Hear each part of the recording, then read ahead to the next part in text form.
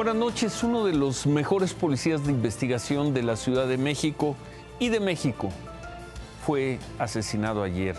Estaba comprando comida solo, sin escoltas. Hoy fue homenajeado.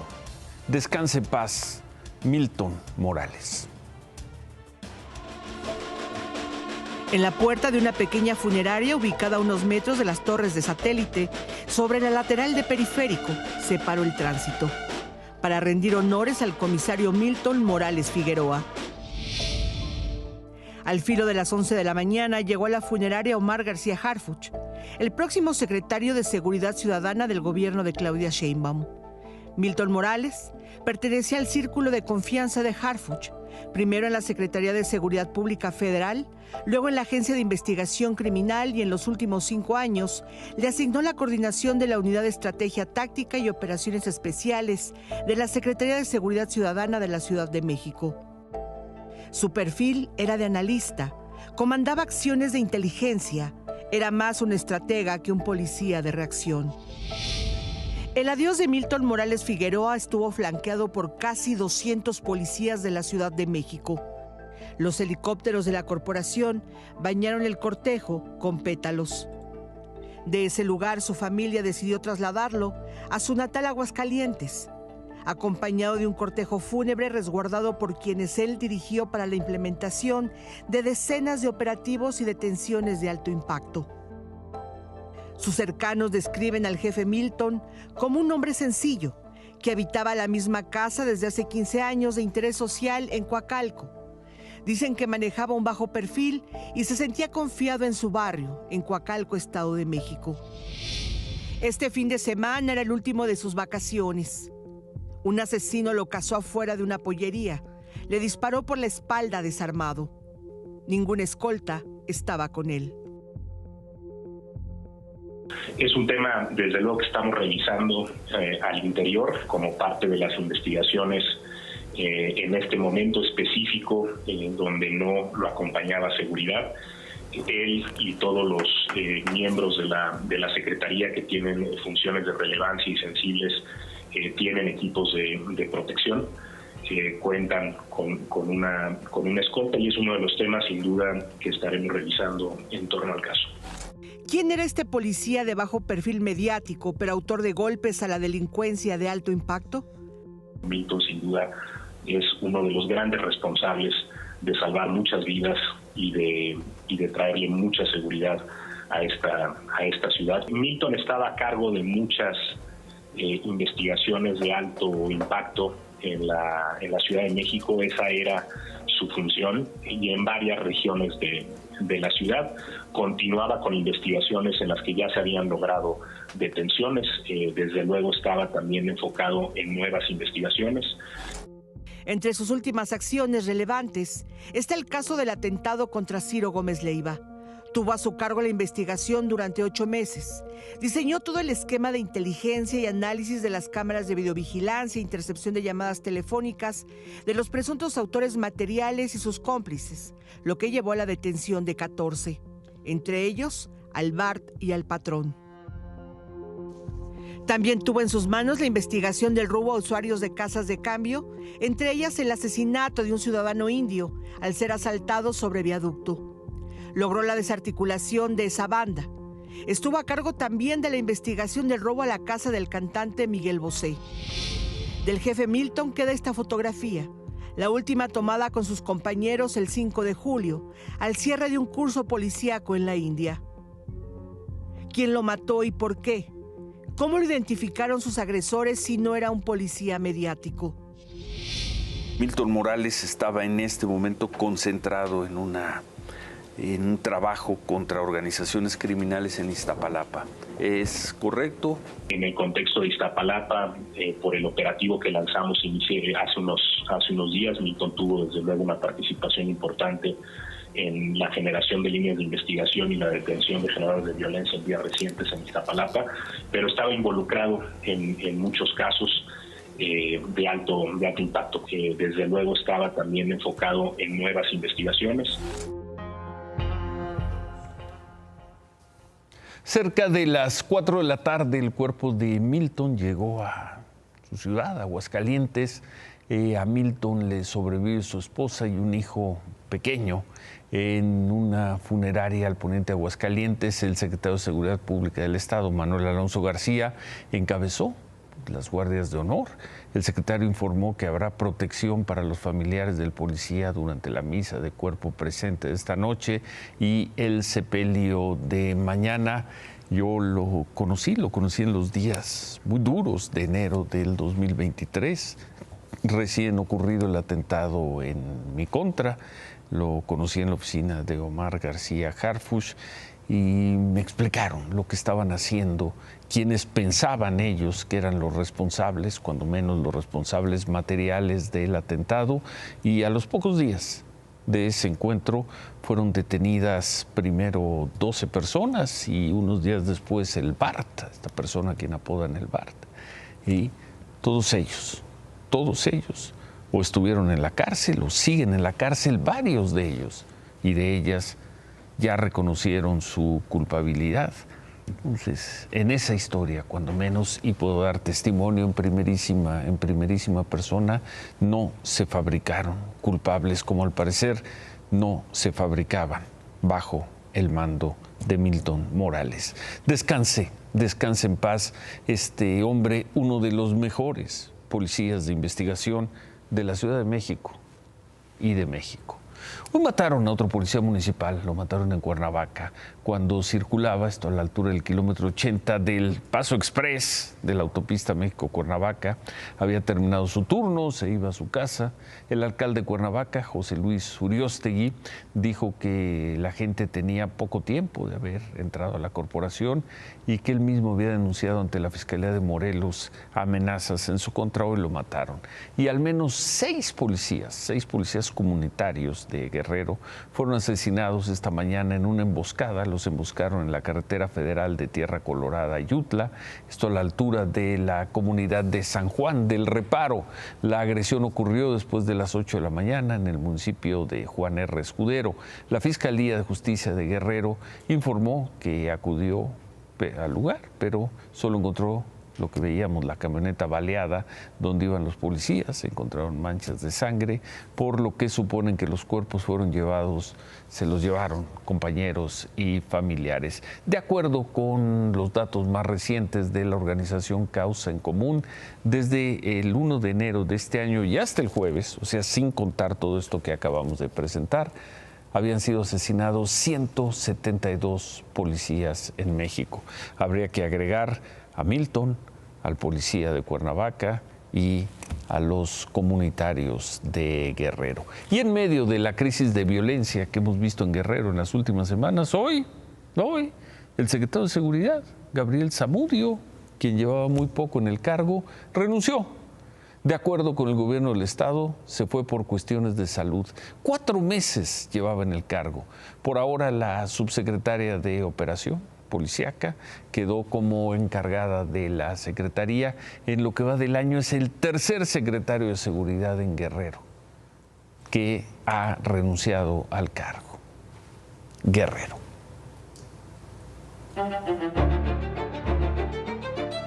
Siempre hay que defender a México en cualquier lugar. Ese es el papel de a quien han elegido los mexicanos y mexicanas como presidenta.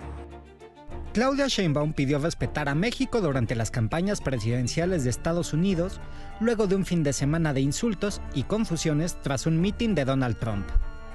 Hay que tener respeto por quien decide el pueblo de Estados Unidos y siempre defendiendo a México y no permitiendo pues, que se utilice a México como parte como el elemento central de la campaña. El sábado, Trump presumió en Grand Rapids, Michigan, las negociaciones que tuvo con el gobierno de México en junio de 2019, cuando amagó con imponer aranceles si México no contenía la migración ilegal hacia Estados Unidos. Negociaciones con Marcelo Ebrard. We did something very strong with Mexico, but when I was building the wall, I said, you have to give us 28,000 soldiers. They said, look, here's the story.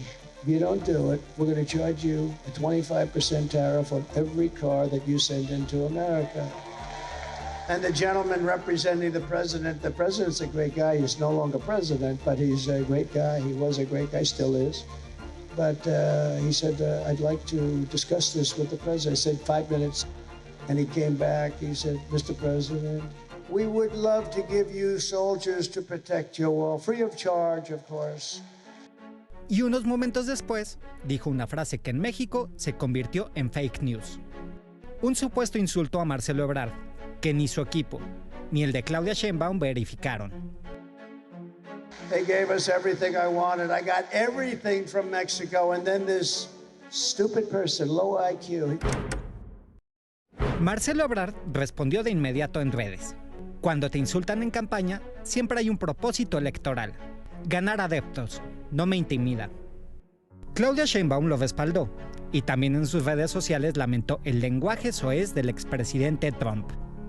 Pero Trump se refería al presidente Biden, no a Marcelo Ebrard, como incluso lo tuvo que aclarar el ex embajador en México, Christopher Landau, y como lo deja ver el fragmento completo del discurso de Trump, que puede ser consultado completo en su canal de YouTube.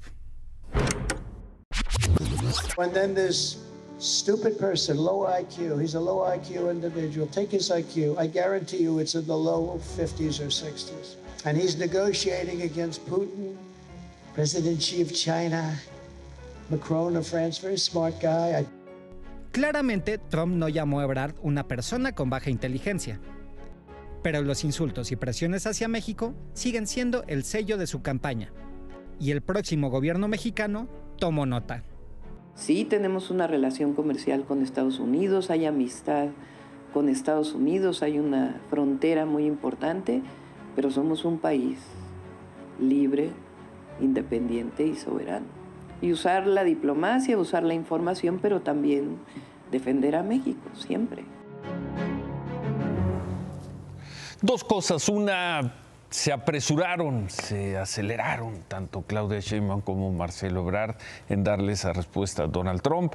Seguramente alguien les dijo, acaban de insultar a Ebrard, le acaban de decir deficiente de sus capacidades mentales, y vino esta reacción automática, como dice nuestra nota, el trabajo de Miguel Alcántara. Se fueron con una fake news, punto número uno. Punto número dos, ese mismo día, el sábado, en Michigan, Donald Trump fue terriblemente agresivo una vez más contra México, se burló del gobierno, el presidente López Obrador se burló de Marcelo Ebrard, dijo que le había tronado los dedos, como acabamos de ver, que le dio 5 minutos para que le respondiera, y Marcelo Ebrard le dijo lo que usted diga, presidente, y además sin cobrarle nada. Donald Trump, en fin, la polémica del fin de semana por una mala interpretación a los comentarios de Trump. No insultó a Ebrard, pero como vimos, volvió a agredir a México, a los funcionarios de México, a tratarnos como su patio trasero. Volvió a usar el tema de la migración ilegal como bandera de campaña, y al parecer así lo seguirá haciendo a noviembre, cuando sean las elecciones presidenciales ahí en Estados Unidos. Elecciones que, a juzgar por lo que pasó ayer y lo que ocurrió hoy, tienen un panorama distinto. President Biden, you saved democracy in 2020. Now you have a chance to do it again. It's time to pass the torch and choose a new nominee. And make sure Donald Trump never gets near the White House again. Please be the leader we know you are. Pass the torch, Joe. Pass the torch. Pass the torch. Pass the torch. Lo transmitimos aquí el viernes, esta producción, este spot que comenzó a difundirse el viernes. Un grupo de ciudadanos simpatizantes demócratas le pedían el viernes al presidente Biden que se bajara, que dejara la contienda, que no buscara la reelección, que le entregara a otro la antorcha para enfrentar y derrotar a el presidente Trump. Eso el viernes. Ayer el presidente Biden lo hizo oficial y anunció que no sería el candidato demócrata a la presidencia. De inmediato expresó su respaldo a quien es vicepresidenta en su gobierno, a Kamala Harris, quien, pues todo indica, será la rival de Donald Trump. Hoy por la tarde, Kamala Harris tuvo un primer meeting, lo tuvo en Wilmington, Delaware, donde agradeció, entre otras cosas, el respaldo del presidente Biden. Incluso habló con él.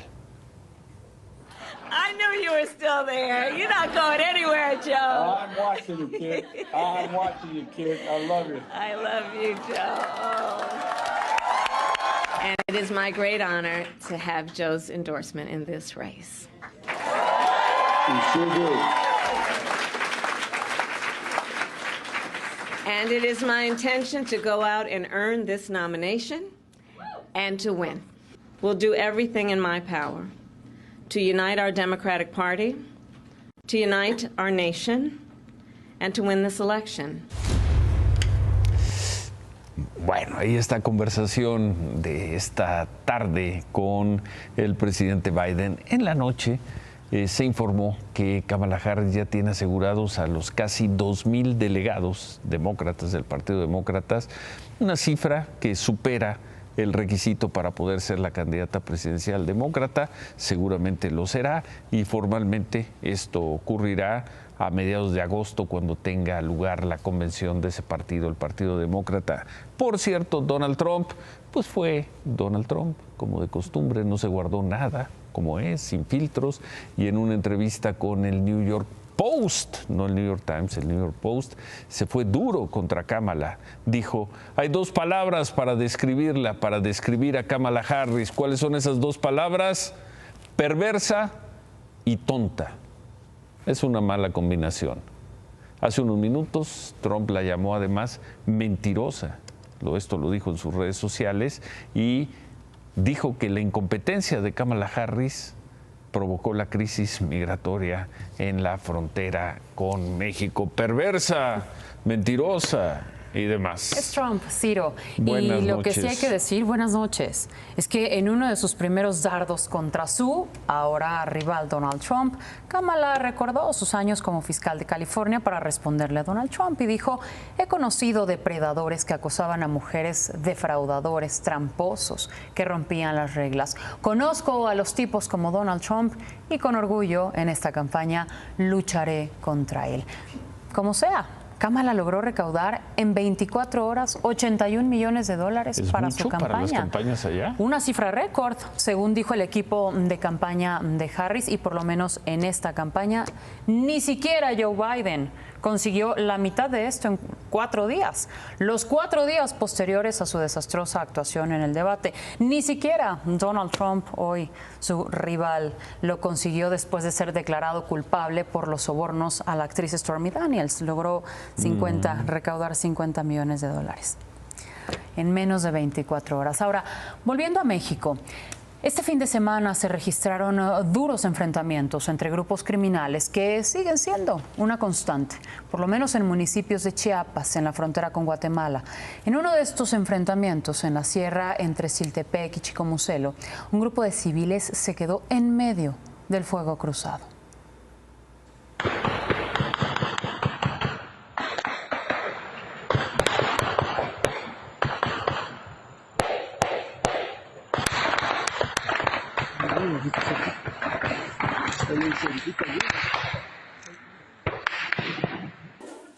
Agáchense porque aquí están pegando los tiros. Allá atrás. Aquí está bien.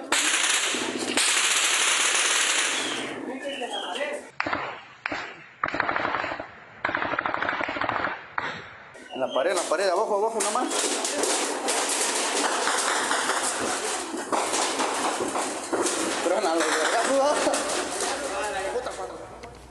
A esto se enfrenta la gente en Chiapas, ahí donde en 2 de sus municipios no hubo elecciones por el tema de la inseguridad. Según diversas organizaciones civiles, estos enfrentamientos han aumentado y de manera considerable en estas últimas 2 semanas, principalmente entre el Cártel Jalisco y el Cártel de Sinaloa. Y a decir de estas mismas organizaciones civiles, los pobladores, la gente, como la que veíamos en pantalla, de esa región particularmente, ya sea hombres o mujeres, son obligados por los grupos criminales a realizar este tipo de bloqueos en distintas partes de la sierra. Según los medios locales, en este fuego cruzado, una persona de 74 años de edad perdió la vida. Y en otras cosas, temprano, acabando la conferencia mañanera del presidente, llegó a Palacio Nacional Erubiel Ávila. Entró así el ex gobernador del Estado de México, entró así por uno de los accesos de la calle de Moneda. ¿Regalo un minutito? ¿A qué viene? ¿Cuál es el motivo? ¿Cómo?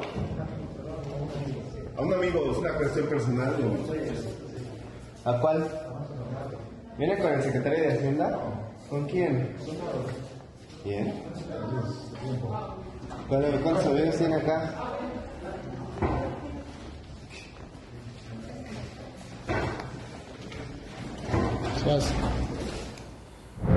Y así con su cubrebocas, sin querer hablar con nadie, Erubiel Ávila, gobernador del Estado de México, entre 2011 y 2017, priista de toda su vida, hasta hace unos meses en que abandonó el PRI para pues acercarse al Partido Verde. Fue a ver a un amigo a Palacio Nacional. Los priistas, hay más de los priistas. Sí, el mismo Erubiel al que Alejandro Moreno calificó de traidor, entreguista y esquirol, quien por cierto Alejandro Moreno se registró hoy en el proceso interno para reelegirse como presidente del PRI, acompañado en todo momento de Carolina Vigiano, su compañera de fórmula y quien también busca reelegirse como secretaria general.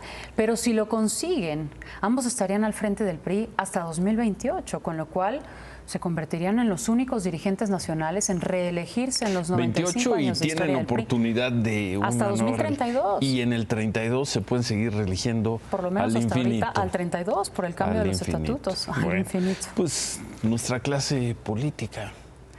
Ciro. ¿No? Personajazos. Bueno, gracias, Claudia. Y dentro de esos personajazos no me puedo ir.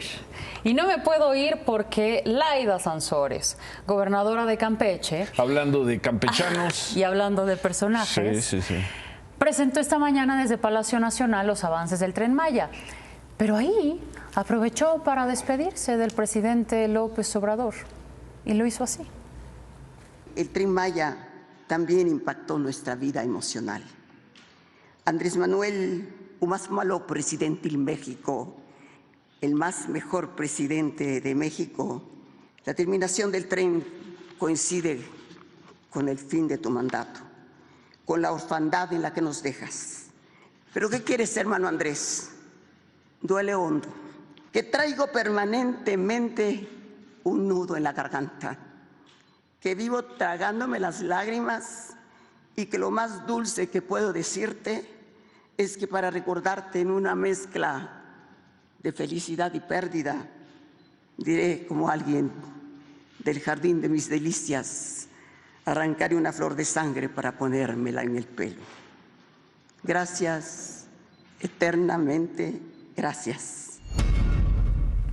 No es un sketch. No es Laida una Sansores edición. Esta mañana en Palacio Nacional, hablándole, agradeciéndole al más mejor presidente de México, en palabras textuales. Como dijo un clásico en un debate aquí en el canal alguna vez, un debate encendido, nada más le faltó llorar. Pero bueno, se le quebró la voz. Sí, pero no lloró. Se le quebró la voz agradeciéndole al presidente. Campeche 1, Alejandro Moreno. Campeche 2, Laida Sansores. Laida Sansores. Gracias, Claudia. Buenas noches, Ciro. Bueno, y antes de ir a pausa, hoy la Federación Mexicana de Fútbol confirmó lo que se había anunciado desde la semana pasada, que Javier El Vasco Aguirre será el técnico de la selección nacional y que junto con él llegará Rafa Márquez como su auxiliar. Aguirre va a dirigir la selección de cara al 2026, si es que llega, si es que no pasan cosas raras en el fútbol. El Vasco Aguirre ya ha dirigido a la selección mexicana en 2 mundiales, en Corea, Japón. México avanzó a la segunda ronda y ahí tuvo quizá su peor derrota en la historia de Copas Mundiales, recordarán, cuando nos humilló Estados Unidos con un 2-0, y también dirigió a la selección mexicana en Sudáfrica 2010 y se despidió con 2 derrotas seguidas, una contra Uruguay y luego una goliza contra Argentina. Pero bueno, 14 años después de aquello, para salvar al fútbol mexicano regresa el Vasco Aguirre. Así las cosas. David. La actividad económica volvió a crecer, incluso más de lo que se esperaba. ¿Cómo comparamos con los últimos 5 sexenios? Antes de que alguien empiece a festejar que la economía va muy bien, que ya se recuperó, porque el índice global de la actividad económica, ¿cómo estás, Ciro? Buenas noches. Que había caído el mes antepasado, creció el pasado. Pues habría que plantearnos cómo compara con el resto de la historia reciente del mundo. Resulta que la actividad económica en este sexenio ha crecido 4.2%. Entre 5 años y medio. Entre 5 años y medio. Sí, 5 años hasta nada. Pero eso lo has dicho 1.000.000 de veces. Ahora, ¿cómo crees que compara con los neoliberales? Sí, ya sabemos que menos, sí. Con Ernesto Zedillo creció más del 20%. Con todos los demás, salvo con Felipe Calderón, creció más del 10% la actividad económica. Con Calderón creció 7.7%, es decir, prácticamente el doble de lo que está creciendo. Hoy la nota es que se trata de un sexenio perdido en materia de actividad económica. Llegó inversión extranjera, el tipo de cambio está mejor que nunca. Por ahí dicen que llegó mucha inversión extranjera directa, porque le quitan, dicen, no, es que es la que siempre llega. Le quitamos las operaciones especiales y por eso podemos poner el número que es la más grande.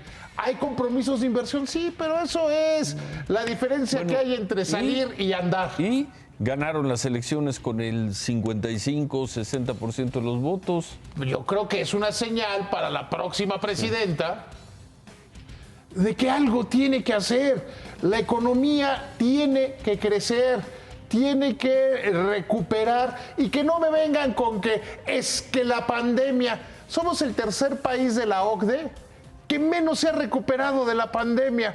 Quiere decir también que ya veníamos mal en el 19, antes de la pandemia ya veníamos mal.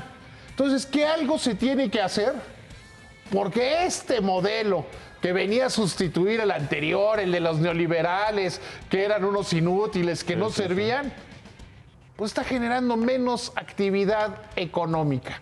Te lo voy a llevar a un dato totalmente aterrizado. ¿Cuánto se dijo que íbamos a lograr la soberanía alimentaria? Que íbamos a dejar de importar maíz. Este va a ser el año que más maíz se va a importar en la historia. Te van a desmentir ahí en Palacio Nacional, pero bueno. A ver, oye, podrán decir que no es cierto. Sí. Podrán decir que no es cierto. Pero desmentir los datos, soy el padre del análisis superior. Remátale, padre. Y Estafeta deja de ser una empresa mexicana. UPS la compró. Hacemos una pausa y al regresar el Servicio Secreto de Estados Unidos, quizás sin querer, le da una lección a México. Volvemos con eso. Hay ocasiones en que cuando se falla, no queda más que reconocer que se falló. Eso hizo hoy la directora del Servicio Secreto de Estados Unidos, 8 días después del atentado contra Donald Trump. The assassination attempt of former President Donald Trump on July 13th is the most significant operational failure of the Secret Service in decades. The Secret Service's solemn mission is to protect our nation's leaders. On July 13th, we failed. As a director of the United States Secret Service, I take full responsibility. We must learn what happened, and I will move heaven and earth to ensure that an incident like July 13th does not happen again. Hay ocasiones en que no queda más que reconocer que se falló. Hay toda una ética de servicio público en eso. ¿Aprenderemos algún día en México? Se quedan con qué importa. Gracias, buenas noches. Ánimo.